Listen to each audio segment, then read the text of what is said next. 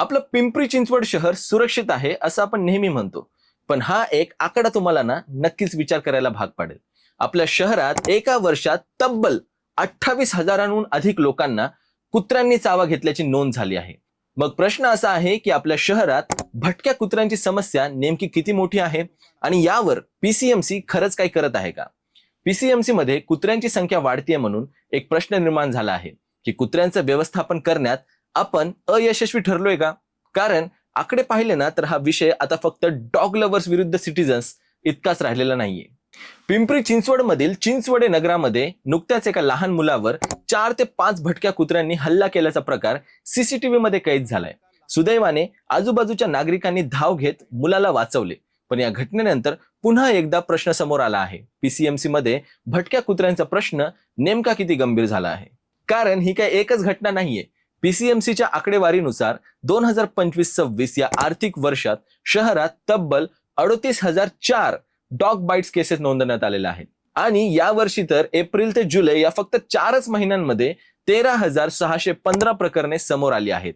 म्हणजेच सध्याचा वेग असाच राहिला तर या वर्षीचा आकडा मागच्या वर्षापेक्षाही मोठा होण्याची शक्यता आहे. आता इथे एक महत्वाची गोष्ट समजून घ्यायला हवी.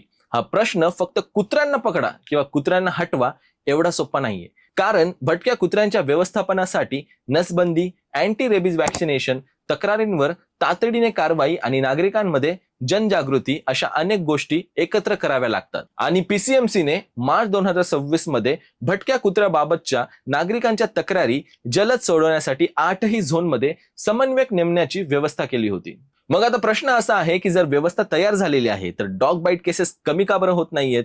कारण उपलब्ध आकडे पाहिले तर 2021-22 मध्ये सुमारे 13,892 प्रकरणांवरून 2022-23 मध्ये 18,500, 2023-24 मध्ये 24,169 आणि 24-25 मध्ये 28,099 प्रकरणे झाली.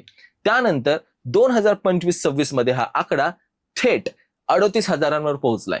याच काळात पीसीएमसीच्या नसबंदी मोहिमेवरही प्रश्न उपस्थित झाले आहेत.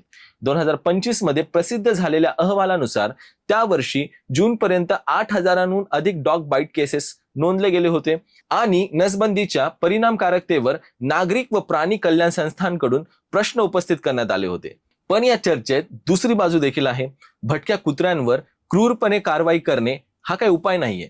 प्राणी कल्याणाच्या नियमांमुळेही त्यांचं व्यवस्थापन एका ठराविक प्रक्रियेनुसार करावं लागतं. त्यामुळे खरी गरज ही आहे की scientific population control, vaccination, effective sterilization आणि अग्रेसिव्ह डॉग्स बाबत तातडीची इंटरव्हेन्शन सिस्टीम यांची. कारण शेवटी मुद्दा कुत्र्यांचा नाहीये, मुद्दा नागरिकांच्या सेफ्टीचा आहे. रात्री टू व्हीलरहून जाणारा नागरिक, सकाळी शाळेत जाणारी मुलं, सोसायटीच्या बाहेर खेळणारी मुलं आणि रस्त्यांवर चालणारे ज्येष्ठ नागरिक यांना शहरात सुरक्षितपणे फिरता आलं पाहिजे आणि त्याच वेळी प्राण्यांवर अन्याय देखील होता कामा नये. म्हणूनच पीसीएमसी समोर आता प्रश्न फक्त किती कुत्र्यांची नसबंदी केली हा नसून किती प्रभावीपणे हा प्रश्न नियंत्रित केला हा असायला हवा. चिंचवडे नगरमधील ही घटना पुन्हा एकदा इशारा देते. पुढची घटना घडण्याआधी प्रशासनाने आकडे, तक्रारी आणि प्रत्यक्ष परिस्थिती यांचा एकत्रित आढावा घेऊन ठोस उपाययोजना करण्याची गरज आहे.